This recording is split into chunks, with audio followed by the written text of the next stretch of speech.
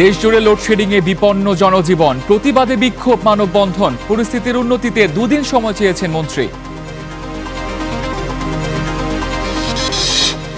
অর্থনীতি পুনর্গঠনে 3 ধাপের কৌশল নিয়েছে সরকার, সংসদে জানালেন প্রধানমন্ত্রী।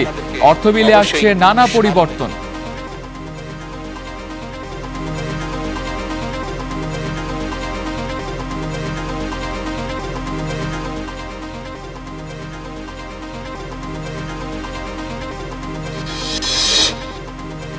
বৃষ্টি উজানের ঢলে বাড়ছে নদীর পানি, লালমনিরহাট কুড়িগ্রাম প্লাবিত নিম্নাঞ্চল। হঠাৎ বন্যার শঙ্কায় নষ্ট হতে পারে ফসল।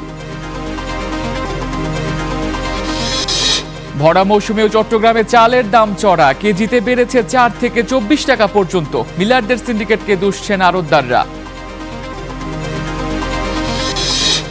এবং বাংলাদেশিদের জন্য পর্যটন ভিসা চালু হওয়ায় পশ্চিমবঙ্গে আশার আলো। অতিথিদের অপেক্ষায় সীমান্তবর্তী এলাকার ব্যবসায়ীরা।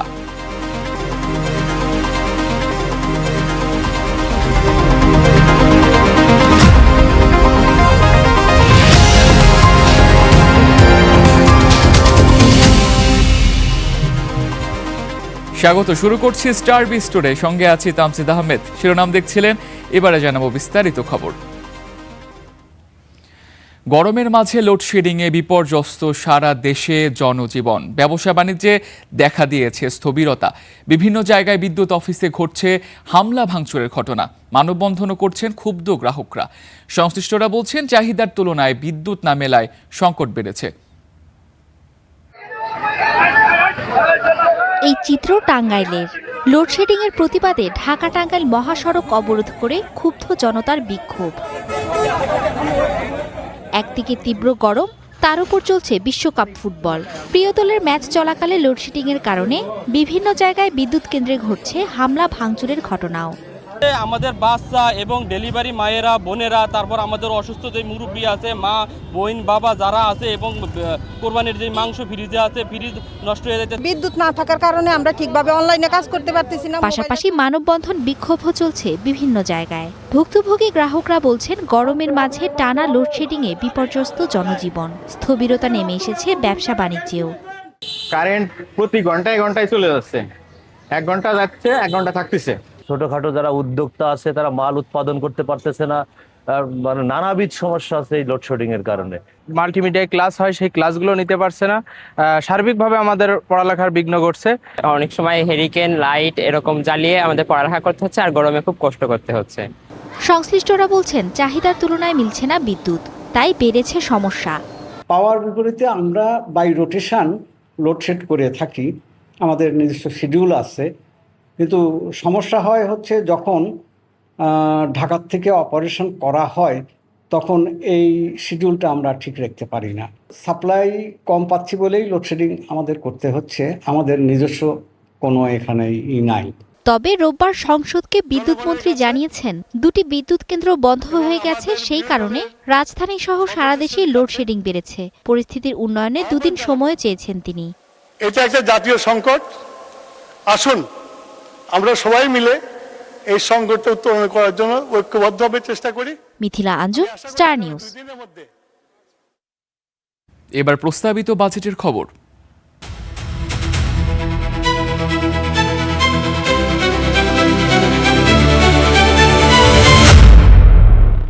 অর্থনীতি পুনরুদ্ধারে মূল্যস্ফীতি নিয়ন্ত্রণ, রাজস্ব সংস্কার, ব্যাংক খাতের পুনর্গঠন, রপ্তানি বহুমুখীকরণ ও কর্মসংস্থান তৈরিতে 3 ধাপে কাজ করবে সরকার। বাজেট অধিবেশনে এসব কথা জানান প্রধানমন্ত্রী তারেক রহমান। এ সময় তিনি কালো টাকা সাদা করার সুযোগ বাতিল, ব্যাংক অ্যাকাউন্টে টিআইএন সনদ বাধ্যতামূলক না করা সহ অর্থ বিলের জন্য বিভিন্ন সংশোধনী প্রস্তাব তুলে ধরেন। আর বিরোধী দলীয় নেতা অর্থ বছর পরিবর্তন করে জানুয়ারি থেকে ডিসেম্বর করার প্রস্তাব দেন। বাজেটের উপর সাধারণ আলোচনা অনুষ্ঠিত হবে। 2026-27 অর্থ বছরে 9,38,000 কোটি টাকার বাজেট বাস্তবায়নে রাজস্ব বোর্ডকে 6,04,000 কোটি টাকার লক্ষ্যমাত্রা দিয়েছে সরকার। রাজস্ব আহরণে কালো টাকা সাদা করা, নতুন ব্যাংক অ্যাকাউন্ট খুলতে টিআইএন সনদ বাধ্যতামূলক সহ নানা প্রস্তাব করা হয়েছিল বাজেটে। এর মাঝে বেশ কয়েকটি প্রস্তাব বাতিল করার সুপারিশ এসেছে অর্থ বিলে। ব্যক্তি করদাতাগণের করভার কিছুটা লাঘব করে তাদেরকে কিছুটা স্বস্তি দিতে চাই আমরা।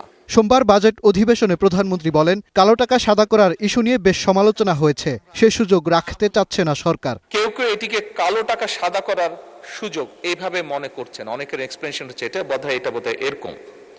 আমি মাননীয় স্পিকার জনগণের প্রতি সম্পূর্ণ শ্রদ্ধা রেখে প্রস্তাবিত এই বিধানটিকে প্রত্যাহার করার জন্য আমি মাননীয় অর্থ পরিকল্পনা মন্ত্রীর কাছে দৃষ্টি আকর্ষণ করছি।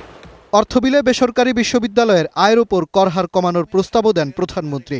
এছাড়াও প্রযুক্তি, স্থানীয় উৎপাদনে বিদ্যুৎ খাত সহ নানা খাতে কাঁচামাল আমদানিতে শুল্ক সুবিধার প্রস্তাব করেন।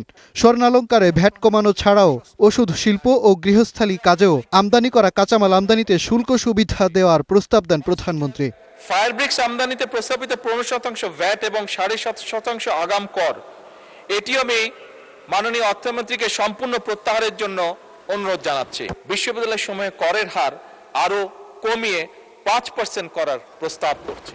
এ সময় প্রধানমন্ত্রী বলেন, অর্থনীতি পুনরুদ্ধারে মূল্যস্ফীতি নিয়ন্ত্রণ, রাজস্ব সংস্কার, ব্যাংকিং খাতের পুনর্গঠন, রপ্তানিমুখীকরণ ও কর্মসংস্থান সম্প্রসারণ করা সহ নানা উদ্যোগে 3 ধাপে কাজ করবে সরকার।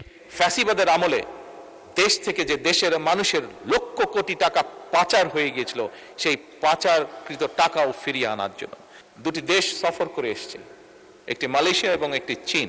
বিনিয়োগ, উৎপাদন এবং কর্মসংস্থানের যে চাকা, সেটিকে সচল এবং শুধু সচলই নয়, সেটিকে বেগবান করা।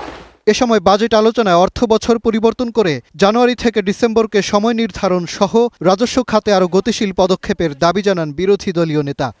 আমরা সবাই বলছি আমাদের 28 লক্ষ কোটি টাকা 15.5 বছরে বিদেশে লন্ডার করা হয়েছে, পাচার করা হয়েছে। সেই পাচার করা অর্থ কিভাবে ফিরিয়ে আনা হবে, এই বাজেটে তার কোনো গাইডলাইন নাই, কোনো প্রস্তাবনা নাই।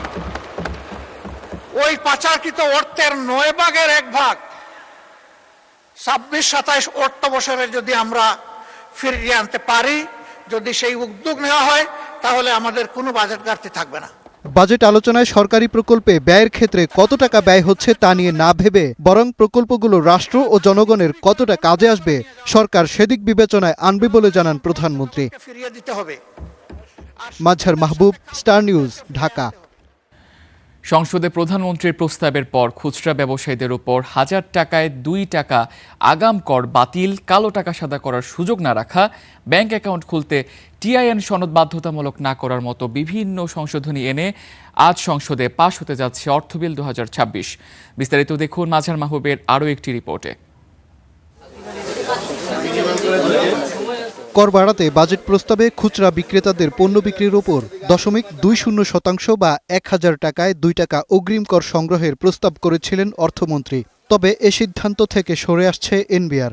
অর্থ মন্ত্রণালয় সূত্রে জানা গেছে, অর্থবিল পাশের আগেই এই সিদ্ধান্ত বাতিলে অর্থ মন্ত্রণালয়কে প্রস্তাব দেওয়া হয়েছে। অর্থবিলে আরও বাতিল করা হচ্ছে কালো টাকা সাদা করার সুযোগ। আয় ও বিনিয়োগের স্বপ্রণোদিত প্রদর্শন অংশে কোনো করদাতা জমি বা ভবন কিনলে দলিলে উল্লেখিত মূল্যের অতিরিক্ত অর্থ কোথা থেকে আয় করেছেন তা জিজ্ঞাসা করা হবে না বলে বিধান রাখা হয়েছিল। সেখান থেকে সরে এসে আগের মতোই 10% জরিমানার বিধান বহাল থাকছে। এদিকে করমুক্ত আয়ের সীমা বাড়ানোর সিদ্ধান্তের দিকেও যাচ্ছে সরকার। নতুন অর্থবছরের জন্য অন্তর্বর্তী সরকারের 3,75,000 টাকার করমুক্ত সীমা বহাল রাখেন নতুন অর্থমন্ত্রী। তবে এনবিআর সূত্রে জানা গেছে, অর্থবিলে করমুক্ত আয়ের সীমা বাড়িয়ে করা হবে 4 লাখ টাকা। করজাল বাড়াতে নতুন ব্যাংক অ্যাকাউন্ট খুলতেও টিআইএন সনদ দাখিল বাধ্যতামূলক করার প্রস্তাব দেওয়া হয়েছিল বাজেটে। তবে সংশোধিত অর্থবিলে সে প্রস্তাব থেকে সরে আসছে সরকার। এছাড়াও নিজস্ব স্বর্ণ বিক্রির উপর প্রস্তাবিত কর 15% থেকে কমিয়ে 5% হতে পারে। বেসরকারি উচ্চশিক্ষা প্রতিষ্ঠানের আয়ের উপর কর হার কমে হতে পারে 5%। জনগণের কাছ থেকে রাজস্ব আদায়ের আইনি ভিত্তি অর্থবিল, যা সোমবার কিছুটা সংশোধন হয়ে জাতীয় সংসদে সংখ্যাগরিষ্ঠ সংসদ সদস্যদের কণ্ঠভোটের মাধ্যমে পাশ হবে। মঙ্গলবার সরকারি ব্যয় সংক্রান্ত নির্দিষ্টকরণ বিল পাশের মধ্য দিয়ে শেষ হবে বাজেট পাশের আনুষ্ঠানিকতা। মাজহার মাহবুব, স্টার নিউজ, ঢাকা। দর্শক, অর্থবিল প্রসঙ্গে আরও জানাতে বার্তা কক্ষ থেকে যুক্ত হচ্ছেন সহকর্মী মাজহার মাহবুব। মাজহার, সংসদ অধিবেশন তো চলছে, সেখানে অর্থবিল পাশের প্রক্রিয়া শুরু হয়েছে কিনা, এবং আপনার দুটি প্রতিবেদনে আমরা বেশ কিছু পরিবর্তন আসার কথা লক্ষ্য করলাম, এই বিষয়ে একটু বিস্তারিত জানাবেন আমাদের।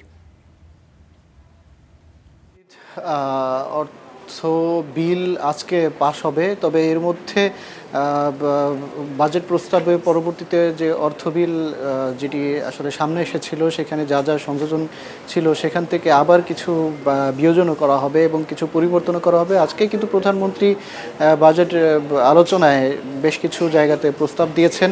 সেখানে সবচেয়ে বেশি আলোচনায় যেটা হয়েছে যে 4 লাখ টাকা করমুক্ত আয়সীমা করার প্রস্তাব দিয়েছেন অর্থমন্ত্রী, যেটা অন্তর্বর্তী সরকার 3,75,00,000 নির্ধারণ করে গিয়েছিল। অপরদিকে বেসরকারি বিশ্ববিদ্যালয়ে যে তাদের যে আয়ের উপর কর হার সেটি 5% করার জন্য প্রস্তাব দিয়েছেন প্রধানমন্ত্রী। অপরদিকে যে ব্যাংক অ্যাকাউন্ট খুলতে যে টিআইএন বাধ্যতামূলক করার যে অর্থ বিলে যেটা সংযুক্ত করা হয়েছিল সেটা আসলে প্রত্যাহার করার জন্য প্রধানমন্ত্রী প্রস্তাব দিয়েছেন। এবং প্রধানমন্ত্রী একটা বিষয় যে কালো টাকার ব্যাপারে যেটা বলেছেন যে আসলে সরকার চেয়েছিল সেই জায়গাতে যে জমি বা ফ্ল্যাট কেনার ক্ষেত্রে সেখানে যারা দলিল মূল্যের তুলনায় বাড়তি যে টাকা সেটি অপ্রদর্শিত যেটা থাকে সেটাকে প্রদর্শন করার সুযোগ দেওয়ার জায়গা করে দেওয়া হয়েছিল। কিন্তু যেহেতু এটা নিয়ে নানা সমালোচনা হয়েছে, অনেকেই কালো টাকা সাদা করার যে সরাসরি এইটা ব্যাপারে আপত্তি তুলেছে এবং এই বিষয়টা কোট করে কিন্তু প্রধানমন্ত্রী বলেছেন যে আসলে এই বিষয়গুলো বিবেচনা নিয়ে কালো টাকা সাদা করার যে এই বিধানটা, এই সুযোগটা আসলে রাখা হচ্ছে না। অপরদিকে স্থানীয় পর্যায়ে এলইডি বাল্ব তৈরি, সেখানে কাঁচামাল আমদানিতে, এরপরে আরও বেশ কিছু ইলেকট্রিক পণ্যের জায়গাতে কাঁচামাল আমদানিতে সেখানে শুল্ক কমানোর এবং রেগুলেটরি শুল্ক কমানোর এবং প্রত্যাহার করারও প্রস্তাব দিয়েছেন প্রধানমন্ত্রী। আরও বেশ কিছু জায়গাতেও প্রধানমন্ত্রী ছাড় দেওয়ার, আরও কয়েকটা জায়গাতে ছাড় দেওয়ার কথাও আসলে তিনি বলেছেন, প্রস্তাব দিয়েছেন। প্রধানমন্ত্রী আজকে যেই সমস্ত বিষয়গুলো নিয়ে আলোচনা করছেন, টাকা পাচারের যেই বিষয়টা সেটিও তিনি আজকে বলেছেন যে সেটি ফেরত আনার ব্যাপারেও তারা বেশ কিছু কার্যক্রম হাতে নিয়েছে। বেশ কয়েকটা দেশের সঙ্গে আলোচনা হয়েছে, বেশ কয়েকটি সংস্থার সঙ্গে চুক্তি স্বাক্ষর হয়েছে এবং কি সম্প্রতি যে চীন এবং মালয়েশিয়াতে তিনি যে সফর করেছেন সেটি মূলত এই বাজেট যে বাস্তবায়নে আগামী তাদের অর্থনীতির যে মাপকাঠি যেটা পরিকল্পনা ধরা হয়েছে সেই পরিকল্পনা বাস্তবায়নে 3টি ধাপ ধরা হয়েছে এবং এই সফরকেও তিনি 3য় ধাপ হিসেবে উল্লেখ করেছেন। তবে বেশ কিছু জায়গাতে রাজস্ব যে ছাড়ের যে বিষয়টা আজকে প্রধানমন্ত্রীর বক্তব্যে কিন্তু উঠে এসেছে এবং আমদানিকে কিছু কিছু জায়গাতে আরও সহজ করার জন্য কিন্তু প্রধানমন্ত্রী প্রস্তাব দিয়েছেন। তামজিদ, অর্থবিল পাশের পরে আরও বিস্তারিত আপনার মাধ্যমে জানতে পারবো। আপনাকে অসংখ্য ধন্যবাদ মাঝার। দর্শক, অর্থবিল প্রসঙ্গে আমরা আরও বিস্তারিত আলোচনা করব। আজকে আমাদের সঙ্গে একজন আমন্ত্রিত অতিথি থাকবেন সংবাদের পরের অংশে। প্রধানমন্ত্রী তারেক রহমানের সঙ্গে সৌজন্য সাক্ষাৎ করেছেন বাংলালিংকের মূল প্রতিষ্ঠান ভিওনের চেয়ারম্যান ওগি ফাবেলা। সকালে সংসদ ভবনে প্রধানমন্ত্রীর কার্যালয়ে এই সাক্ষাৎ অনুষ্ঠিত হয়। প্রধানমন্ত্রী এ সময় বাংলালিংক কর্তৃপক্ষকে আরও সাশ্রয়ী মূল্যে মোবাইল ফোনের সেবা পৌঁছে দেওয়ার আহ্বান জানান। পাশাপাশি ইন্টারনেটের মূল্য কমিয়ে ডিজিটাল সেবাকে আরও সহজলভ্য করার আহ্বানও জানান তিনি।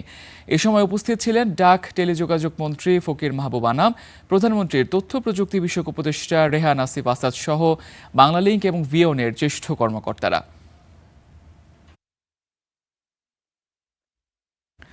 বিশ্বের বিভিন্ন দেশের সরকারি নিয়মনীতি, ব্যবসার সম্প্রসারণ, কৃষি উৎপাদন, ঋতুর পরিবর্তন কিংবা স্থানীয় সংস্কৃতির উপর নির্ভর করে নির্ধারণ হয় অর্থবছর। বাংলাদেশের জন্য জুলাই থেকে জুন হলেও আজ সংসদে এটি জানুয়ারি থেকে ডিসেম্বর করার প্রস্তাব এসেছে। কিভাবে নির্ধারণ করা হয় এই অর্থবছর, কিভাবে বিশ্বের বিভিন্ন দেশের প্রেক্ষাপটই বা কী, এসব নিয়ে বিস্তারিত জানব ঈশিতা ব্রহ্মর রিপোর্টে। গ্রেগরীয় ক্যালেন্ডারের পাতায় বছরের হিসেব হয় জানুয়ারি থেকে ডিসেম্বর।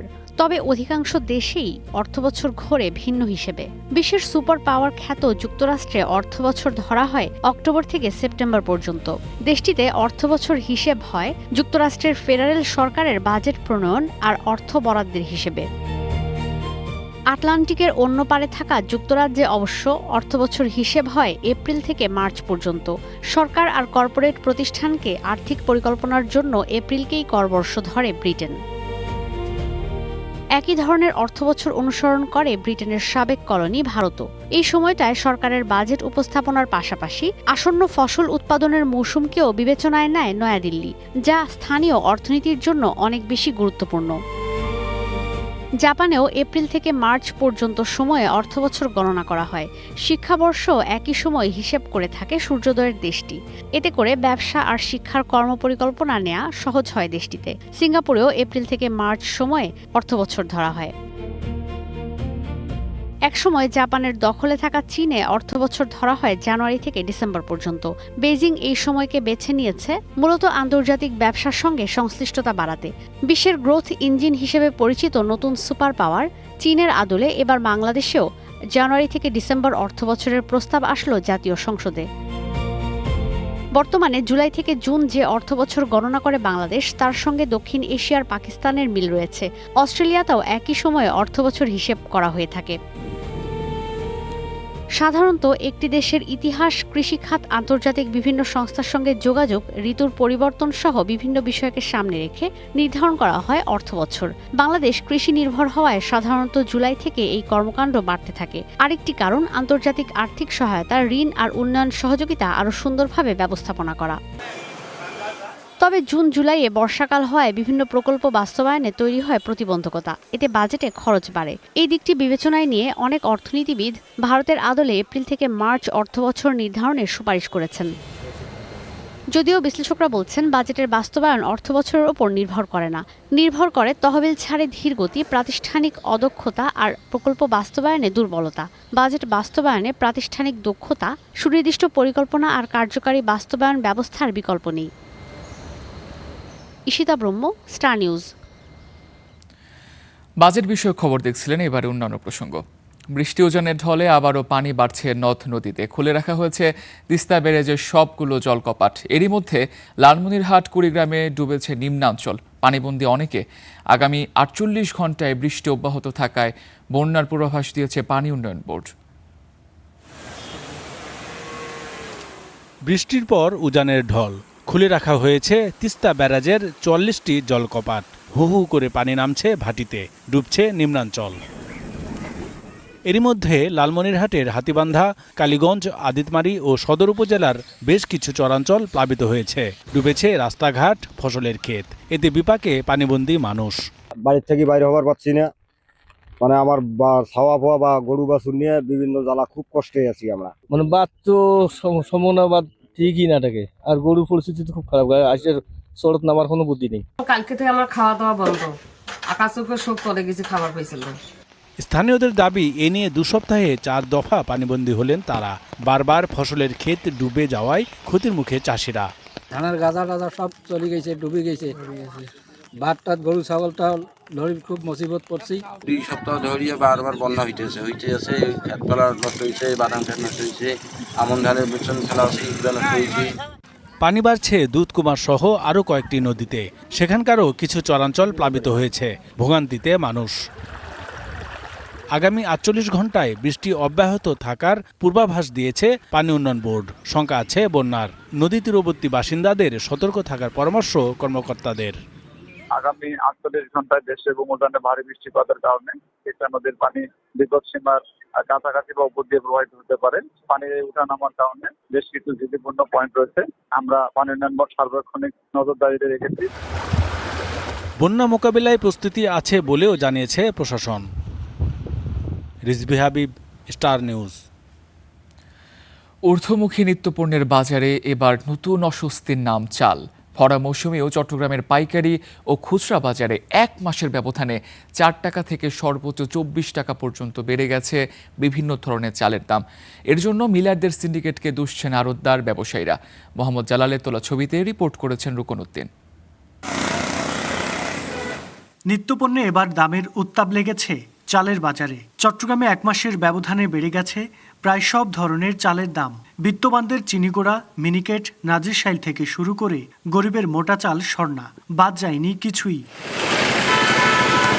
বন্দরনগরীর চালের বড় আড়ত পাহাড়তলির চিত্র বলছে, কেজিতে সবচেয়ে বেশি 24 টাকা বেড়ে গেছে চিনিগুড়া চালের দাম। বর্তমানে সুগন্ধি এই চাল বিক্রি হচ্ছে 164 টাকায়, যা 1 মাস আগেও ছিল 140 টাকা। এছাড়া 46 টাকার পাইজাম বিক্রি হচ্ছে 51 টাকায়, আর 87 টাকার নাজিরশাইল ঠেকেছে 90 টাকায়। বাদ যায়নি নিম্নবিত্তের মোটা চাল স্বর্ণাও। 42 টাকার এই চাল এখন বিক্রি হচ্ছে 46 টাকায়। চিনিগুড়ার বাজারটা এত অতিরিক্ত বেড়ে গেছে, যেটা এ যাবৎকালও বাড়ে নাই। গ্যাসেলটা নতুন নতুন হিসেবে একটু রেট কম ছিল, এখন একটু বেড়ে গেছে। স্বর্ণ আগে ছিল 2080, 2100, এখন প্রায় 350 টাকা উপরে উঠে গেছে।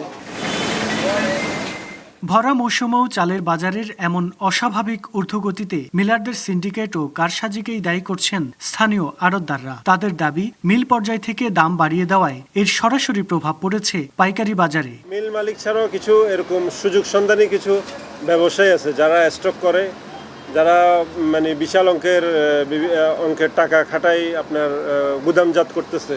তো ওটাই সুযোগে আপনার এই চালের দামটা বেড়ে গেছে। ব্যবসায়ীরা বলছেন, ঊর্ধ্বমুখী দামের কারণে এখন থমকে গেছে বাজারের স্বাভাবিক বেচা বিক্রি। দেখছেন না বাজারে, দেখেন না অবস্থা, মানুষ পর্যন্ত নেই। কিছু তো প্রায় হাতাহাতি করার উপক্রম হয়ে বসে আছে, কারণ ক্রয় ক্ষমতা নাই তো মানুষের। দেশের মানুষের প্রধান খাদ্যপণ্য এই চালের বাজার দ্রুত নিয়ন্ত্রণে আনতে সরকারের নজরদারি বাড়ানোর তাগিদ ভোক্তাদের। রুকনউদ্দিন, স্টার নিউজ, চট্টগ্রাম। এদিকে চট্টগ্রামে হেয়ার কাট বাতিল ও ব্যাংকের কার্যক্রম স্বাভাবিক করার দাবিতে বিক্ষোভ করেছেন সম্মিলিত ইসলামী ব্যাংকের ভুক্তভোগী গ্রাহকরা। আজ সকালে নগরীর কোতোয়ালিতে বাংলাদেশ ব্যাংকের আঞ্চলিক শাখার সামনে অবস্থান নিয়ে মানববন্ধন ও বিক্ষোভ কর্মসূচি পালন করেন তারা। সোমবার সকাল 11টার কিছু পর চট্টগ্রামের নিউ মার্কেট মোড়ে জড়ো হন শতাধিক আমানতকারী। এই সময় তারা মিছিল করে বাংলাদেশ ব্যাংকের আঞ্চলিক শাখার সামনে গিয়ে স্লোগান দিতে শুরু করেন এবং এক পর্যায়ে অবস্থান কর্মসূচি পালন করেন। এ সময় তারা বলেন, 2026 সালের জন্য একীভূত 5 ব্যাংক ভিন্ন ভিন্ন মুনাফার হার ঘোষণা করেছে, যা আমানতকারীদের মধ্যে বৈষম্য তৈরি করেছে। অভিন্ন হারে মুনাফার পাশাপাশি হেয়ার কাট বাতিলের দাবি জানান তারা। এখানে হেয়ার কাট এখনো পর্যন্ত রিটার্ন ভাবে আসে নাই, তাহলে হেয়ার কাট কোত্থেকে আসলো? এই হেয়ার কাট বাতিল করে এই ব্যাংকগুলোকে বাঁচার জন্য আপনারা সুযোগ করে দিবেন। আমাদের দাবি দুইটা, হেয়ার কাট বাতিল করে স্বাভাবিক লেনদেন করেন, এর বাইরে না। এদিকে মেয়াদ উত্তীর্ণ এফডিডিপিএস এর অর্থ পূর্বের চুক্তি অনুযায়ী পরিশোধেরও দাবি জানায় আন্দোলনকারীরা। স্কিম অনুযায়ী টাকা দিচ্ছে, কিন্তু আমাদের স্কিম অনুযায়ী কোনো টাকা দিচ্ছে না, এরা মিথ্যাচার করছে। ব্যাংকে বলে যে আমরা কোনো টাকা পাই নাই। আমরা হেয়ার কাট চাই না, হেয়ার কাট বাতিল চাই, ব্যাংক স্যাম্পল লেনদেন স্বাভাবিক চাই। আমাদের টাকা দেওয়ার কথা ছিল, যেটা আমরা কোনো টাকা পাচ্ছি না। একটি প্রতিনিধি দল বাংলাদেশ ব্যাংকের চট্টগ্রাম আঞ্চলিক শাখায় গিয়ে ঊর্ধ্বতন কর্তৃপক্ষের সঙ্গে দেখা করেন। তারা শুধু শান্তিপূর্ণভাবে আসছে, আপনারা দেখতেছেন, এবং শান্তিপূর্ণভাবে তারা চলে যাচ্ছে। তাদের যে দাবি দেওয়া ছিল সবগুলো প্রতিনিধির কাছে বলছে, এবং তারা বলছে যে আলোচনার মাধ্যমে এগুলো শেষ করবে। পরে বিক্ষোভ দাবি আদায় না হলে কঠোর আন্দোলনের হুঁশিয়ারি দিয়েছেন সম্মিলিত ইসলামী ব্যাংকের গ্রাহকরা। Syed Tamim Mahmud, Star News, Chittagong. দর্শক, অর্থবিল প্রসঙ্গে আলোচনার জন্য আমাদের সঙ্গে আছেন কর বিশেষজ্ঞ ও এসএমএসি অ্যাডভাইজারি সার্ভিসেসের পরিচালক স্নেহাশিস বড়ুয়া। স্টার স্টুডিওতে স্বাগত আপনাকে। প্রথমেই যে প্রসঙ্গে আসতে চাই, আজকে সংসদে পাশ হচ্ছে নতুন অর্থবিল। এবারের অর্থবিলে নতুন কি দেখছেন? কি কি বিষয়ে মানুষকে স্বস্তিতে ফেলতে পারে এবং কি কি বিষয়ে মানুষকে অস্বস্তিতে ফেলতে পারে? প্রথমে অবশ্যই আপনাকে ধন্যবাদ আপনাদের এই স্টুডিওতে আমাকে আমন্ত্রণ জানানোর জন্য। তো আপনি তো নিশ্চয়ই দেখেছেন যে জাতির সামনে কিন্তু অনেক প্রত্যাশা আছে। তো এই প্রত্যাশা মেটানোর জন্য তো অবশ্যই সরকারের অনেক খরচও করতে হবে। সো সেই জন্য বাজেটের সাইজ যেমন বেড়েছে, তেমনি আপনার রাজস্ব আহরণের লক্ষ্যমাত্রাও কিন্তু অনেক বৃদ্ধি পেয়েছে। আমরা যদিও দেখেছি প্রায় ধরেন 20% মতো টার্গেট বাড়ানো হয়েছে from last year revise budget, but actual কালেকশনসের সাথে তুলনা করলে ইট ইজ অ্যারাউন্ড 45% হায়ার হবে, মানে as compare to the last year. So স্বাভাবিক যে ধরেন আমাদের এই এতগুলো খরচ যদি করতে হয়, রাজস্ব তো আমাদের দরকারই আছে। তো এই ক্ষেত্রে মানে আমার ব্যক্তিগত অনুভূতি হচ্ছে, আমি দেখেছি ব্যবসায়ীদের ক্ষেত্রে কর ভারটা কমানোর জন্য, কস্ট অফ ডুইং বিজনেস কমানোর জন্য অনেক ইনিশিয়েটিভস কিন্তু এখানে নেওয়া হয়েছে, মানে যেগুলো ব্যবসায়ীদের কর পরিপালন খরচ যেগুলো আছে এগুলোকে কমিয়ে ফেলবে। তা আমরা যদি প্রথমে ব্যক্তি শ্রেণীর করদাতাদের দেখি, মানে যারা স্বাভাবিক ব্যক্তি, মানে যাদের অনেক বেশি আগ্রহ থাকে বাজেট আসলে আসলে কি কি পরিবর্তন তারা পাবে। তো আমরা যেটা শুনতে পেলাম যে আপনার যেটা আমাদের করমুক্ত আয়ের যে সীমা যেটা ছিল 3,75,000 টাকা করা হয়েছিল, সেটা নাকি বাড়িয়ে 4 লাখ টাকা করা হবে, যেটা আমরা বিভিন্ন গণমাধ্যম সূত্রে আমরা জানতে পেরেছি। সো এর মাধ্যমে আসলে যারা মানে স্যালারিড, মানে যারা চাকরি সূত্রে আয় প্রাপ্ত হন, ধরেন আপনার বেতন যদি 6 লাখ টাকা হয় বছরে, তাহলে আপনার যদি 2 লাখ টাকা আপনি ডিডাকশনস হিসেবে ক্লেম করতে পারেন, তাহলে আপনার করযোগ্য আয় হবে 4 লাখ টাকা। সো সেক্ষেত্রে যারা ধরেন এই 6 লাখ টাকা পর্যন্ত আর্ন করেন, তাদের অনেকে কিন্তু আর কর দিতে হবে না। সো তার মানে যারা খুব মার্জিনাল ট্যাক্স পেয়ার যারা আছেন তাদের জন্য এটা অবশ্যই একটা স্বস্তির খবর বলে আমি মনে করি। পাশাপাশি আমাদের একটা বড় শ্রেণী আছে যারা মানে নিম্নবিত্ত না, আমি বলবো মধ্যবিত্ত কর শ্রেণী যারা আছেন, তো তাদের কর হারের মধ্যে যে স্ল্যাবগুলো আছে 10%, 15%, 20%, 25%, এখানে যে স্ল্যাবগুলো আছে ওখানে কিন্তু অ্যামাউন্টগুলো বাড়ানো হয়নি। মানে আমার যেরকম ধরেন শুরুর দিকের স্ল্যাবটাতে বাড়ানো হয়েছে, প্রপোর্শনেটলি যদি আপনি বাকি স্ল্যাবগুলোতেও যদি বাড়ানো হতো তাহলে আমার যে রিয়েল প্রোগ্রেসিভ ট্যাক্স সিস্টেম সেটা তাদের জন্য অনেক সুবিধা হতো বলে আমি ব্যক্তিগতভাবে মনে করি, মানে যারা এই মধ্যকর শ্রেণী আছে। এছাড়াও আপনি দেখবেন যে আমাদের বিনিয়োগ করার ক্ষেত্রে যে সীমা যেটা ছিল যে এলিজিবল ইনভেস্টমেন্টস, সেটা 15% থেকে 10% করা হয়েছে। এর মাধ্যমে যে আমার বিনিয়োগ কর রেয়াত কমে যাবে তা না, কিন্তু এই অল্প সময়ের মধ্যে দেখবেন কালকের মধ্যে অনেককে অনেক টাকা বিনিয়োগ করতে হবে এই রেয়ারটা পেতে গেলে। তো আসলে এই এত অল্প সময়ে একটা ফান্ড ব্যবস্থা করে বিনিয়োগ করা will become very difficult for many people. So যার ফলে দিনের শেষে গিয়ে তারা হয়তো এই রেয়ারটা আর হয়তো পাবে না। সো রেয়ার যদি না পায়, স্বাভাবিক কর হারটা তাদের বেড়ে যেতে পারে, আমি যদি এই ধরনের কর হার দেখি।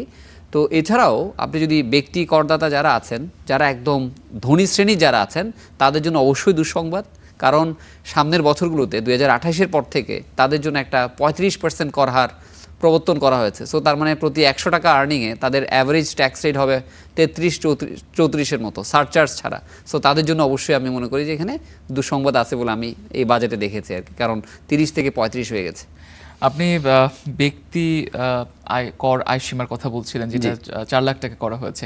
বর্তমানে যে প্রেক্ষাপট আসলে যে পরিমাণে মূল্যস্ফীতি এবং সেটার সাথে ট্যাকেল করে যে জনসাধারণের জীবন চলছে, এটার জন্য কি এই 4 লাখ টাকার করমুক্ত আয়সীমা কি পর্যাপ্ত কিনা, নাকি এটা আরও বাড়ানো উচিত ছিল? আসলে দেখুন, মানে 3.5 লাখ টাকা থেকে যদি 4 লাখ টাকা যায় তাহলে দ্য ইনক্রিমেন্ট ইজ কত, প্রায় 50,000 টাকা। তো আপনি যদি 3.5 লাখকে বেস করে ধরেন তাহলে আপনার 10% হলে হয়তো 35,000 হতো, সেটা হয়তো 20% না, মানে হয়তো 4,20,000 হলে হয়তো 20% হতো। তো স্বাভাবিক, মানে ধরেন আমাদের যে অ্যাভারেজ ইনফ্লেশনস যেটা আছে, এটা পত্রিকায় যেগুলো রিপোর্ট হয় ইজ অ্যাবাভ 9%, এবং এটা প্রায় 30 মাস ধরে কিন্তু ইনফ্লেশনস কিন্তু অনেক বেশি হারে চলছে। সো যদি আপনি ইয়ার টু ইয়ার চিন্তা করেন, 9% ইনফ্লেশনের এগেনস্টে যদি আপনাকে এরকম 15 বা 16% বাড়ানো হয়, হয়তো গভর্নমেন্ট চেষ্টা করেছে যে আগামী 2 বছরে যে ইনফ্লেশন যে অ্যাডজাস্টমেন্টস আছে এটা হয়তো একসাথে করে দিয়েছে আর কি, কারণ তারপরও তো আবার 4.5 লাখ টাকা হয়ে যাবে। সো আমাদের সাজেশনস যেটা ছিল যে আমাদের যে ইনফ্লেশন ইন্ডেক্স যেটা আছে, এই ইন্ডেক্সেশন অ্যালাউন্সের সাথে যদি মেপে যদি এটা করা হতো, তাহলে যারা মার্জিনাল যে ট্যাক্স পেয়ার যারা আছে তারা অনেক বেশি রিলিফ পেত। বাট নেভারদিলেস আমি মনে করি কিন্তু এটা অনেক বড় একটা উদ্যোগ বলে মানে আমি ব্যক্তিগতভাবে মনে করি। এবার সরকার চেয়েছিল যে ক্ষুদ্র ব্যবসায়ী যারা রয়েছে বা খুচরা ব্যবসায়ী যারা রয়েছে তাদের উপরে একটা করের আওতায় তাদেরকে আনার একটা চেষ্টার কথা শোনা যাচ্ছিল, যে তাদের ইনকামে 1000 টাকায় 2 টাকা করে অগ্রিম আয়কর রাখার যে চিন্তাভাবনা সরকার করেছিল, সেটা আবার বাতিল করা হলো। এই বিষয়টিকে কিভাবে দেখছেন? আসলে দেখুন, এটা আমি মিডিয়া সূত্রে জানতে পেরেছি যে এটা বাতিল করার প্রস্তাব দেওয়া হচ্ছে। এখনও পর্যন্ত আমরা কিন্তু হার্ড কপিটা পাইনি যে আসলে গ্যাজেটে এটা অ্যাপ্রুভড হলো কি হলো না, মানে সংসদ সেটা পাশ করলো কি করলো না। যে বিষয়টা আমি সংসদেও শুনেছি মাননীয় প্রধানমন্ত্রীর বক্তব্যে, যে ব্যাংক অ্যাকাউন্ট খোলার ক্ষেত্রে যে ইটিআইনের যে বাধ্যবাধকতা ছিল, প্লাস সম্পত্তি, বিশেষ করে সম্পত্তি রেজিস্ট্রেশনের ক্ষেত্রে অনেক ক্ষেত্রে মিউটেশন করতে গিয়ে যেটা দরকার ছিল, উনি ওইটা প্রত্যাহার করেছেন। কারণ অনেক ক্ষেত্রে দেখা যাবে মানুষ ভয়ে আর ব্যাংক অ্যাকাউন্টই খুলবে না যদি ইটিন দিতে হয়। সেটা কিন্তু অলরেডি আমি শুনলাম যেটা বাতিল করা হয়েছে। এটা অবশ্যই একটা বড় সুখবর, কারণ না হলে আনব্যাংকড মানি কিন্তু আরও অনেক বেশি বেড়ে যেত। তো এই ক্ষেত্রে ক্ষুদ্র যারা ব্যবসায়ী আছেন ওনাদের কিন্তু দুটো জিনিস কিন্তু এবার এসছে। একটা হচ্ছে আপনার সুনির্দিষ্ট কর ভ্যাটের ক্ষেত্রে, আর একটা হচ্ছে 1002 টাকা একটা কর আদায় করার একটা ব্যবস্থা। সো এটা যদি প্রত্যাহার করা হয়, অবশ্যই যারা ক্ষুদ্র ব্যবসায়ী যারা আছেন তাদের জন্য একটা বড় রিলিফ। আর যদি প্রত্যাহার করা না হয় তাহলে অবশ্যই সেটা হবে কি একটা burden to the small businesses আর কি। এই বার্ডেনটা কি বিজনেসম্যানদের পর্যন্ত থাকবে নাকি দিন শেষে গিয়ে ভোক্তার ঘাড়ে পড়বে? আসলে দেখুন, মানে একজন রিটেলারের কাছেই কিন্তু আমরা যাই, মানে আমরা ইন্ডিভিজুয়ালরা যাই, এবং রিটেলারদের টেন্ডেন্সি কি থাকবে যে সে যার কাছ থেকে বেশি কমিশন পাবে তার পণ্যটাই সে বিক্রি করার চেষ্টা করবে। কোনো কারণে আপনি যদি একটা কমপ্লায়েন্ট কোম্পানি ব্যবসা করে, সে যদি 1002 টাকা ওর কাছ থেকে কালেক্ট করতে চায়, তখন বলবে ভাই আমি তো আপনার পণ্যগুলো বিক্রি করব না, কারণ তার ওখানে লাভ কমে যাচ্ছে। তো এই ক্ষেত্রে দিনের শেষে গিয়ে সেই রিটেলার এই বার্ডেনটা শিফট করবে ডিস্ট্রিবিউটরের কাছে। ডিস্ট্রিবিউটরও তো চাইবে যে তার কমিশনটা ইনট্যাক্ট থাকুক, তখন এই ডিস্ট্রিবিউটর সেই বার্ডেনটা দিবে কার কাছে? কোম্পানির কাছে। আর কোম্পানি তো নিশ্চয়ই বার্ডেনটা নিজে নিবে না, চেষ্টা করবে এই বার্ডেনটা কার কাছে দিতে? ভোক্তার কাছে দিতে রিপ্রাইসিং করে। তো এই জন্য আসলে যেটা দরকার সেটা হলো আসলে তো আমাদের যে পর্যায়ে তদারকি দরকার, মানে উৎপাদন পর্যায়ে বা ডিস্ট্রিবিউশন লেভেলে বড় বড় যারা আছেন তাদেরকে যদি আমরা সঠিকভাবে করের আওতায় আনতে পারি, পরবর্তীতে গিয়ে হয়তো আমরা রিটেলারকে অটোমেটিক্যালি আনতেই পারতাম। এবার সরকার চেষ্টা করেছে যে অনেক ব্যবসায়িক প্রতিষ্ঠান বা অনেক ব্যবসায়িক খাতগুলোকে কর ছাড় দেওয়ার।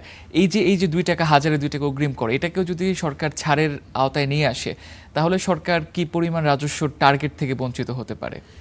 এটা আসলে যদি সরকার যদি একটা মানে রোডম্যাপ একটা প্রকাশ করতো যে হ্যাঁ আমরা এই ইনিশিয়েটিভগুলো নিয়েছি, প্রত্যেকটা ইনিশিয়েটিভের জন্য আমাদের হয়তো 10,000 বা 12,000 কোটি টাকা কালেক্ট হতে পারে, তাহলে আমরা হয়তো বুঝতাম যে এই ইনিশিয়েটিভটা যদি বাদ দেওয়া হতো তাহলে হয়তো এই 12,000 কোটি টাকাটা আসবে না। সো এই ডেটা যেহেতু অ্যাভেলেবেল না, এই মুহূর্তে এটা নিয়ে কমেন্ট করা ডিফিকাল্ট, বাট আই বিলিভ যে এখানে হয়তো 6 থেকে 8,000 কোটি টাকার হয়তো একটা কালেকশন টার্গেট থাকতেই পারে। সো এটা না হলে কিন্তু আমাদের যে আদায়ের যে লক্ষ্যমাত্রা ওনারা নির্ধারণ করেছেন, সো সেখানে কিন্তু একটা ডেফিসিট হতে পারে আর কি। আরেকটা বিষয় যেটা এবার অর্থ বিলে দেখা যাচ্ছে যে 50 লাখ টাকার নিচে যেসব ব্যবসায়ীরা বিজনেস করছে তাদেরকে বার্ষিক একটা ভ্যাট দেওয়া হতে পারে, যেটা 1,000 থেকে 10,000 টাকা পর্যন্ত আরোপ হতে পারে, যেটা এই মুহূর্তে সরকার করছে না, তবে বছরের যে কোনো সময় সরকার এটা করতে পারে। তো আসলে এই বিষয়টা রাজস্ব আহরণে কতটা ভূমিকা রাখতে পারে বা কতটা বাড়তে পারে রাজস্ব? আসলে দেখুন, মানে আমাদের বর্তমান বাস্তবতায় যেটা আছে সেটা হলো আমাদের যে ভ্যালু চেইন সিস্টেমটা, অনেকে আমরা প্রোডাক্ট ইম্পোর্ট করে বিক্রি করি, আবার অনেকে ম্যানুফ্যাকচার করে বিক্রি করি। আর বিক্রির ক্ষেত্রে সরাসরি যে আমরা ভোক্তার কাছে যেতে পারি তা না, মানে একটা প্রডিউসার বা ইম্পোর্টার সরাসরি তার কাছে যায় না, তারা যায় কিন্তু ডিস্ট্রিবিউশন ব্যবসার মাধ্যমে, মানে ডিস্ট্রিবিউটরকে দেয়, সেই সাব ডিস্ট্রিবিউটরকে দেয়, দেন যে রিটেইলার যারা আছে তারাই কিন্তু পণ্যটা বিক্রি করে। তো এখন আমাদের যে সোসাইটি, এই সোসাইটিতে এখনও পর্যন্ত আমরা দোকানে গেলে কি করি, দোকানে গেলে কিছু কিছু দোকানদার কার্ড অ্যাকসেপ্ট করেন, আর মেজরিটি জায়গায় কিন্তু ক্যাশ ছাড়া কিন্তু ব্যবসা হয় না, রিটেল সবগুলো বাদ দিয়ে। তো এখন আপনি যে এই যে আমাদের যেটা টার্নওভার ট্যাক্স তালিকাভুক্তি যেটা আছে, এটার সীমা হচ্ছে 30 লাখ টাকা, মানে 30 লাখ টাকা থেকে আপনার শুরু হয়, 50 লাখ টাকা পর্যন্ত হলে টার্নওভার ট্যাক্স দিতে হয়, আর 50 লাখ টাকার উপরে গেলে আপনাকে ভ্যাট দিতে হয়, আর টার্নওভার ট্যাক্সের হার হচ্ছে 4%। তার মানে একজন ব্যবসায়ী যদি 50 লাখ টাকার পণ্য বা সেবা বিক্রি করেন, 4% যদি টার্নওভার ট্যাক্স দিতে হয়, তাহলে তাকে বছরে 2 লাখ টাকা দিতে হবে। এখন ঘটনা হচ্ছে কয়জন টার্নওভার ট্যাক্স হিসেবে আমরা রেজিস্ট্রেশন নিতে পেরেছি, মানে এখনও পর্যন্ত।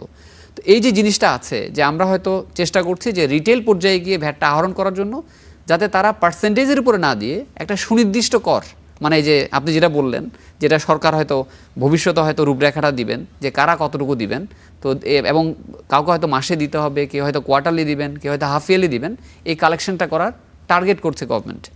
এই বিষয়গুলোকে আসলে কত দিন নাগাদ সরকার পরিষ্কার করতে পারে? কারণ ব্যবসায়ীদেরও এই নীতি নির্ধারণগুলো নিয়ে তারা একটা আতঙ্কে থাকে যে কখন কিভাবে একটা ক্লিয়ারেন্স যদি সরকারের পক্ষ থেকে না দেওয়া হয় তাহলে তাদেরও বিজনেসে একটা ঘাটতি দেখা দিতে পারে। তো এটা কত দ্রুত দিলে ভালো হয়? না আসলে দেখুন, মানে আপনার যদি একটা অর্থ বিল পাস হয় তো এটা ইমিডিয়েটলি এফেক্ট হয়ে যায়, মানে 1 জুলাই থেকে এফেক্ট হয়ে যায়। তো স্বাভাবিক এই কার্যক্রমগুলো যদি আগে নেওয়া হতো, মানে জুনের আগে নেওয়া হতো, নিয়ে সংসদে পাশ করে যদি সুনির্দিষ্ট রূপরেখা দেওয়া যেত, তাহলে হয়তো জনগণের মধ্যে, বিশেষ করে ক্ষুদ্র ব্যবসায়ীদের মধ্যে এই আতঙ্কটা থাকতো না যে কার জন্য কত হবে। তো এখানে আসলে আতঙ্কিত হওয়ার কোনো কারণও কিন্তু আমি দেখছি না, কারণ যারা 30 লাখ টাকার নিচে থাকবেন তাদের তো ভ্যাটের এই আওতার বহির্ভূতই করা আছে। 30 লাখের উপরে থাকলে আপনাকে তো বর্তমানে 4% ট্যাক্স দিতেই হয়। মানে আমি যদি বর্তমান আইনি কাঠামো চিন্তা করি, এখন 4%-এ যদি 20,000 টাকা হয় আর সুনির্দিষ্ট হারেও যদি 20,000 টাকা দিতে হয়, তাহলে এখানে কিন্তু রিয়েলিটিতে কোনো চেঞ্জ হয় না। মেইন জায়গা যেখানে আছে আমাদের সেটা হচ্ছে এনফোর্সমেন্ট। আমাদের যে আইনগুলো আছে এই আইনগুলোকে আমরা বাস্তবায়ন করতে পারছি, মানে বর্তমানে যে আইনটা আছে, সো সুনির্দিষ্ট কর হার করলেও এটা বাস্তবায়ন আমরা কতটুকু করতে পারবো, তাহলে আমরা বুঝবো যে না আমরা সুনির্দিষ্ট কর হার নিয়ে বাস্তবায়ন করে আমরা সফল হতে পেরেছি। এমনিতেও আমরা দেখি যে আমাদের কর আহরণ বা রাজস্ব আহরণ একটু নগর কেন্দ্রিক বেশি হয়ে থাকে, প্রান্তিক পর্যায়ে আমরা খুব একটা পৌঁছাতে পারি না।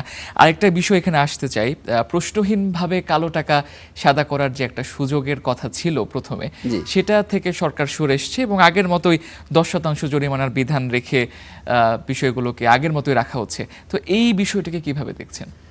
আসলে দেখুন, একজন সচেতন নাগরিক হিসেবে, একজন করদাতা হিসেবে আমরা যারা কমপ্লায়েন্ট ট্যাক্স পেয়ার আছি, স্বাভাবিক এই জিনিসটা তো আমাদের কাছে দৃষ্টিকটুই লাগে যে আমরা হাইয়েস্ট রেটে ট্যাক্স দিব, মানে আমরা সারচার্জ দিব। এখন হঠাৎ করে সরকার যদি এরকম একটা এভিনিউ ওপেন করে দেয় যে না বিনা প্রশ্নে অতীতে যে কোনো টাকা আপনি চাইলে কি আনডিসক্লোজ মানি লিগালাইজ করতে পারবেন, তাহলে সেটা সৎ করদাতাদের হাতে কিন্তু একটা আঘাত হিসেবে দেখা যায় যে তাহলে আমি সৎ থেকে লাভটা কী হলো। আবার বাস্তবতা এটাও আছে যে আমরা জানি যে আমাদের এই সোসাইটিতে এই মানে আনডিসক্লোজ মানিগুলো কিন্তু প্রিভেইল করে। তো তাদেরকে যদি এক্সিট দেওয়া না হয় তাহলে আলটিমেটলি গিয়ে তার কাছ থেকে যদি আমি আদায় করতে না পারি মানে এনফোর্স করে, আবার তাকে যদি এক্সিটও না দেওয়া হয় তাহলে তো তারা একটা মানে একটা বায়বীয় অবস্থায় থাকে। সো যেটা সবচেয়ে সুখবর সেটা হলো আমরা যেটা শুনতে পেরেছি যে এই অধ্যাদেশ হয়তো বা এই দফাটা হয়তো বাতিলও হতে পারে। তো আমরা তাকিয়ে আছি যে অর্থ বিল পাশ হলে সেখানে এই বিধানটা কি থাকে আর কি। শেষ একটা প্রশ্ন আসতে চাই, একটু আগে আপনি বলছিলেন যে আমাদের বেশিরভাগ লেনদেন দেখা যাচ্ছে যে আমাদের লিকুইডিটিতে আমাদের লেনদেন হচ্ছে, ক্যাশ ছাড়া লেনদেন করা যাচ্ছে না। বর্তমানে বাংলাদেশ ব্যাংক যে নীতিটা নিয়েছে যে ক্যাশলেস লেনদেন বা বাংলা ক্যাশলেস লেনদেনকে হচ্ছে মানে প্রমোট করার জন্য বাংলা কিওয়ার্ডটাকে বাধ্যতামূলক করা হয়েছে এই বিষয়টা, এবং অন্যদিকে সরকারি ক্রয়ের ডিজিটাল ব্যবস্থা চালু করার জন্য একটা প্রকল্প চালু করেছে সরকার। আসলে এটা এই উদ্যোগ বা কেন্দ্রীয় ব্যাংকের এই ধরনের ব্যবস্থা কতটা আসলে আমাদের অর্থনীতিকে এগিয়ে নিতে পারবে এবং ক্যাশলেস অর্থনীতিকে কতটা প্রমোট করতে পারবে? তো ধন্যবাদ এই প্রশ্নের জন্য, কারণ এই ক্যাশলেস অর্থনীতি তো আর আজকে বাংলাদেশ শুরু করেনি, অতীতের সরকারগুলো কিন্তু ক্যাশলেস শুরু করেছে। আমরা দেখেছি মতিঝিলের মধ্যে কিছু দোকানের মধ্যে ক্যাশলেস বলে ওখানে ইনিশিয়েটিভটা শেষ। তো আমরা স্বাগত জানাই যে বর্তমান গভর্নর মহোদয় এটাকে খুব দৃঢ়ভাবে এটা নেতৃত্ব দিচ্ছেন, এবং এখানে আমাদের কিন্তু ট্রানজিশনটা করতে হবে। কারণ দিনের শেষে গিয়ে দেখবেন এই বছর সরকার ব্যবসায়ীদের জন্য যত জায়গায় ছাড় দেওয়া সম্ভব প্রত্যেকটা জায়গায় কিন্তু ছাড় দিয়েছে। প্রত্যেকটা জায়গায় যেখানে যেখানে ইরেশনাল ছিল অনেকগুলো জায়গায় হয়তো অ্যাড্রেস করতে পারেনি কিন্তু করেছে। তাহলে এখন সময়টা আসছে আসলে ব্যবসায়ীদের মানে এই যে আস্থার প্রতিদানটা দেওয়া। এখন এই প্রতিদান দিতে গেলে আপনি এই যে বললাম যে আমাদের যে ধরেন ক্যাশ ইকোনমি মানে আমার যে ইনফর্মাল ইকোনমি থেকে যদি আমরা ফর্মাল ইকোনমিতে ট্রান্সফার করতে পারি তাহলে আপনি মূসক বলেন আয়কর বলেন এগুলো আহরণ করা কিন্তু কি খুব কঠিন কাজ হবে না বলে আমি মনে করি। এই ক্ষেত্রে সবচেয়ে বড় জায়গা হচ্ছে যে একটা ডিক্লারেশন কিন্তু এনাফ না। কারণ আপনি যদি ভিয়েতনামে গিয়ে থাকেন, আপনি যদি চায়নায় গিয়ে থাকেন, বা আমাদের পার্শ্ববর্তী দেশ যদি ইন্ডিয়াও গিয়ে থাকেন, থাইল্যান্ড সিঙ্গাপুর এগুলো বাদই দিলাম, মানে আপনি যদি ওই সমস্ত দেশেও যান একটা ডাব কিনতে গেলেও কিন্তু আপনি ক্যাশ টাকা দিতে পারেন না, আপনাকে কিন্তু ওই কিউআর কোড দিয়ে কিন্তু সেটা কেউ মানে আপনার ইউপিআই বলুক মানে মিডিয়াম ভিন্ন বলুক, বাট দিনের শেষে গিয়ে আমার অ্যাকাউন্ট থেকে সরাসরি ভ্যান্ডারের অ্যাকাউন্টে চলে যাচ্ছে। তাহলে দেখেন একজন সেলার কত টাকা বিক্রি করলো এটা তার পিছনে ছুটে ছুটে কিন্তু আমাকে করতে হলো না, সিস্টেম ট্র্যাক করে ফেলছেন যে ওই সেলারের প্রকৃত বিক্রয় কত, আবার আমার খরচ কত আমার আর লুকানোর কিন্তু সুযোগ নেই, কারণ আমি সেটা কিন্তু কি ব্যাংকিং চ্যানেল দিয়ে ট্রান্সফার করছি। সো এই ক্ষেত্রে সরকারের উচিত অতি দ্রুত, যেহেতু we don't need to reinvent the wheel, কারণ এই হুইলটা অলরেডি ডিসকভার্ড, কীভাবে বাংলাদেশের পার্সপেক্টিভে আমরা নগদ লেনদেনের উপরে থেকে যদি আমি ডিজিটাল লেনদেনে যাই, লেনদেনের যে খরচ যেটা আছে এই খরচটা কীভাবে কমানো যায় এবং জনগণকে কীভাবে উদ্বুদ্ধ করা যায়। এক্ষেত্রে আপনি কিছু ইনসেন্টিভাইজেশন হতে পারে যে আমি যদি নগদের লেনদেন না করে যদি ডিজিটাল পদ্ধতিতে লেনদেন করি, সরকার যদি কিছু ইনসেন্টিভ দেয় তাহলে মানুষ কিন্তু এই ধরনের জায়গাতে কিন্তু অনেক বেশি সাড়া দিবে। সো এই জন্য নীতি না, আমাদের এখন দরকার হচ্ছে এই যে কিউআর কোডের সঠিক বাস্তবায়ন এবং অতি দ্রুত, কারণ যত দ্রুত আমরা করতে পারবো তত দ্রুত আমরা এই ইনফর্মাল ইকোনমি থেকে ফর্মাল ইকোনমির দিকে আমরা চলে যেতে পারবো। আমরা এর আগেও দেখেছি বাংলাদেশের মানুষ অ্যাডাপ্টেশনের ক্ষেত্রে বেশ অনেকটাই দক্ষ। মোবাইল ব্যাংকিং যখন আসে তখন প্রান্তিক মানুষ আস্তে আস্তে এটাকে অ্যাডাপ্ট করে নিয়েছে। তো এটা অসম্ভব কিছু না, এটা হয়ে যাবে আশা করি। আপনাকে অসংখ্য ধন্যবাদ আজকে আমাদেরকে সময় দেওয়ার জন্য। পুঁজিবাজারে তালিকাভুক্ত দুর্বল মৌলভিত্তি ও লোকসানি কোম্পানির শেয়ারের দাম অস্বাভাবিক ওঠানামা নিয়ন্ত্রণে বিশেষ উদ্যোগ নিয়েছে ঢাকা স্টক এক্সচেঞ্জ ডিএসই। এক্ষেত্রে কোম্পানিগুলোর প্রচলিত দৈনিক সার্কিট ব্রেকার বা মূল্য পরিবর্তনের সীমা অর্ধেকে নামিয়ে আনার প্রস্তাব দেওয়া হয়েছে। সম্প্রতি নিয়ন্ত্রক সংস্থা বিএসইসির কাছে এই বিষয়ে আনুষ্ঠানিক আবেদন জানিয়েছে ডিএসই। ডিএসসির প্রস্তাব অনুযায়ী 3 ধরনের জেড ক্যাটাগরিভুক্ত কোম্পানিগুলোকে এই হ্রাসকৃত সার্কিট ব্রেকার সীমার আওতায় আনা যেতে পারে। সেগুলো হলো স্টক এক্সচেঞ্জের ওয়েবসাইটে প্রকাশিত অকার্যকর বা নন অপশনাল কোম্পানি, টানা 3 অর্থ বছরের নেট লোকসানে থাকা কোম্পানি এবং 30 কোটি টাকার কম পরিশোধিত মূলধন সম্পন্ন কোম্পানি। এছাড়া বাজারে তারল্য বিবেচনায় অপরিশোধিত মূলধনের সীমা 3 কোটি টাকা নির্ধারণ করা হয়েছে। তবে প্রয়োজন অনুযায়ী ভবিষ্যতে এই সীমা পুনর্বিবেচনা ও সংশোধন করা যেতে পারে।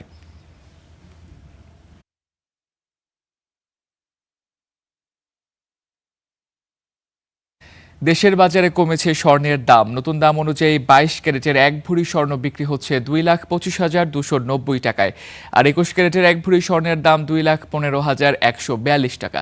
এছাড়া 18 ক্যারেটের প্রতি ভরি স্বর্ণের দাম 1,84,757 টাকা এবং সনাতন পদ্ধতির প্রতি ভরি স্বর্ণের দাম 1,50,932 টাকা। সোমবার স্বর্ণের নতুন দাম সমন্বয় করেছে বাংলাদেশ জুয়েলার্স সমিতি বাজুস। আর আন্তর্জাতিক বাজারে আজ স্বর্ণের দাম $4,150 আশেপাশে। শক্তিশালী ডলার ও যুক্তরাষ্ট্রে সুদ হার আরও বাড়তে পারে এমন খবরেই স্বর্ণের বাজারে চাপ তৈরি হয়েছে।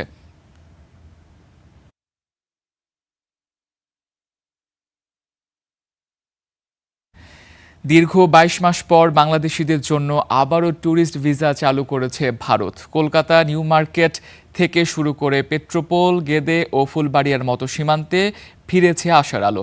স্থানীয় ব্যবসায়ীরা বলছেন, বাংলাদেশি পর্যটকদের অনুপস্থিতিতে গত প্রায় 2 বছর তাদের ব্যবসা কার্যত স্থবির হয়ে পড়েছে। হোটেল, রেস্তোরাঁ, পরিবহন, মুদ্রা বিনিময় কেন্দ্র সহ নানা খাতে জড়িত হাজারো মানুষের জীবিকা ক্ষতিগ্রস্ত হয়েছে। তবে রাজ্যের উপমুখ্যমন্ত্রী দিলীপ ঘোষের দাবি, ক্ষতিটা বাংলাদেশেরই হয়েছে।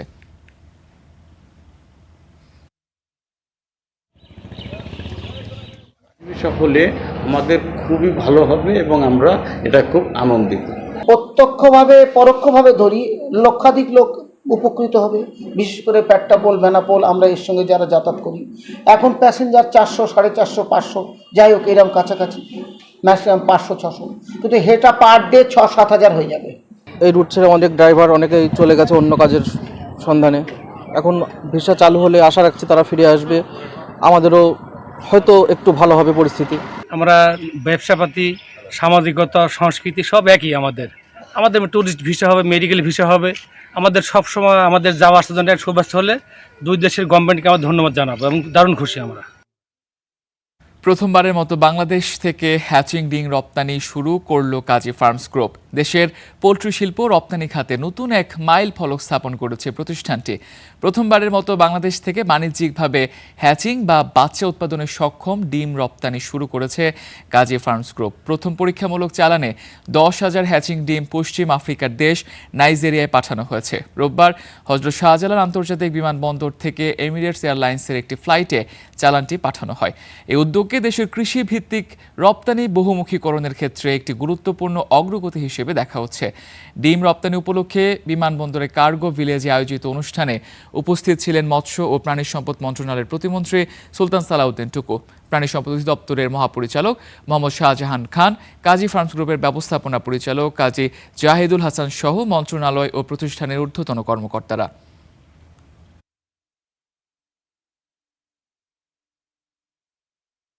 মার্কিন যুক্তরাষ্ট্র পরিচিত ছিল অভিবাসীদের দেশ হিসেবে। এর অন্যতম ভিত্তি ছিল জন্মসূত্রে নাগরিকত্বের অধিকার। কিন্তু প্রেসিডেন্ট ডোনাল্ড ট্রাম্পের এক নির্বাহী আদেশ 1.5 শতাব্দীরও বেশি সময় ধরে চলে আসা এই সাংবিধানিক ব্যবস্থা ঘিরে এখন তৈরি হয়েছে নতুন প্রশ্ন।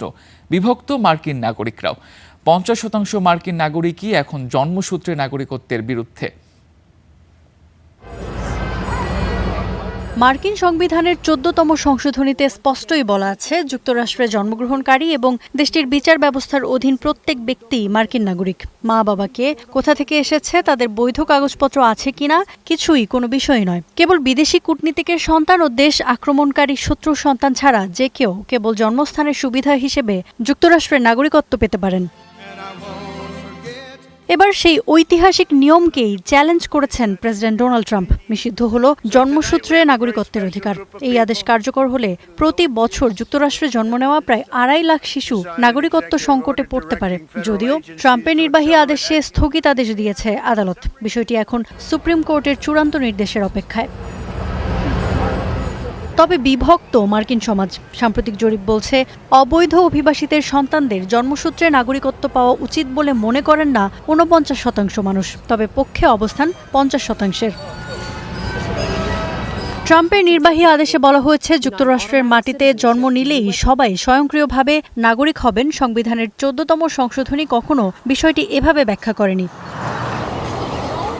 এই বিতর্কের শেকড় অবশ্য অনেক পুরনো। 1857 সালে ড্রেড স্কট মামলায় মার্কিন সুপ্রিম কোর্ট রায় দিয়েছিল কৃষ্ণাঙ্গরা কখনোই যুক্তরাষ্ট্রের নাগরিক হতে পারবেন না। বিতর্কিত সেই রায়ের প্রতিক্রিয়ায় গৃহযুদ্ধের পর 1868 সালে যুক্ত হয় 14তম সংশোধনী, যার লক্ষ্য ছিল সদ্য মুক্ত হওয়া লাখো কৃষ্ণাঙ্গ আমেরিকান ও অভিবাসী শিশুদের নাগরিকত্ব নিশ্চিত করা।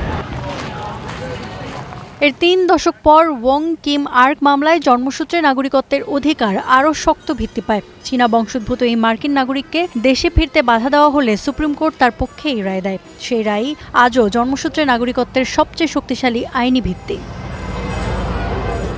বিশ্বের দেশে দেশে কট্টরপন্থার উত্থানের সাথে নাগরিকত্বের আইনও বদলে যাচ্ছে। 2005 সালে আয়ারল্যান্ডও জন্মসূত্রে নাগরিকত্ব বাতিল করে, কিন্তু অনেক বিশ্লেষক মনে করেন অভিবাসীদের দ্রুত নাগরিকত্ব দেওয়ার নীতিই আমেরিকাকে অন্যদের থেকে আলাদা করে। ইফফাতিরা, স্টার নিউজ। এই ছিল স্টার বিস্টুডে। এতক্ষণ সঙ্গে থাকার জন্য ধন্যবাদ।